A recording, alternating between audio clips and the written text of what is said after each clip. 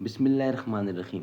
ناظرین، آج کا دوسرا ولاگ پیج 155 سیرت النبی جلد سوم،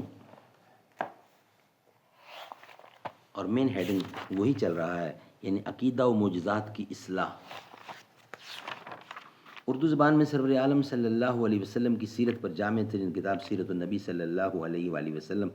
رائٹر اس کتاب کے علامہ شبلی نعمانی رحمۃ اللہ علیہ، علامہ سید سلمان ندوی رحمۃ اللہ علیہ، جلد سوم۔ بسم اللہ الرحمن الرحیم۔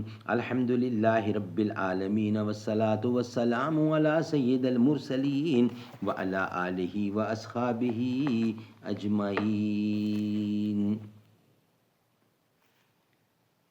سب کچھ، یہ سب کچھ ہے مگر ہستی میری، مقصد ہے قدرت کا، سراپا نور ہو جس کی حقیقت میں وہ ظلمت ہوں، خزینہ ہوں چھپایا مجھ کو مشت خاک صحرا نے، کسی کو کیا خبر ہے میں کہاں ہوں کس کی دولت ہوں۔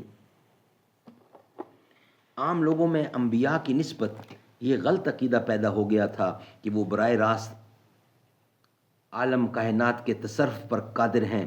چنانچہ موجودہ انجیل کے مصنفوں نے حضرت عیسیٰ علیہ السلام کے معجزات کو جس طرح پیش کیا ہے، اس سے عیسائیوں کے دلوں میں یہ یقین پیدا کر دیا کہ یہ تمام کائنات حضرت عیسیٰ علیہ السلام کے قبضہ قدرت میں تھی، اور وہ اس میں بھی جس طرح چاہتے تھے تصرف کرتے تھے۔ یہی بنیادی پتھر ہے جس پر انجیل کے مصنفوں نے دین حق کی دیوار کج کھڑی کی، اور اس کا نتیجہ ہے کہ توحید کی عمارت اس پر قائم نہ رہ سکی۔ قرآن مجید نے نہایت شدت اور نہایت اصرار سے یہ حقیقت واضح کی ہے کہ معجزات اور نشانات پیغمبر کی قوت اور ارادہ سے نہیں بلکہ خدا کی قدرت اور مشیت سے ظاہر ہوتے ہیں۔ قل انما الآیات عند اللہ، سورۃ النعم۔ کہہ دے اے پیغمبر کہ نشانیاں تو خدا ہی کے پاس ہیں۔ قل انما الآیات عند اللہ، عنکبوت 5ویں آیت۔ کہہ دے اے پیغمبر کہ نشانیاں تو خدا ہی کے پاس ہیں۔ قل ان اللہ قادر علی ان ینزل آیات، کہہ دے اے پیغمبر، سورۃ انعام، کہہ دے اے پیغمبر کہ خدا کی قدرت ہے کہ وہ نشانیاں اتارے۔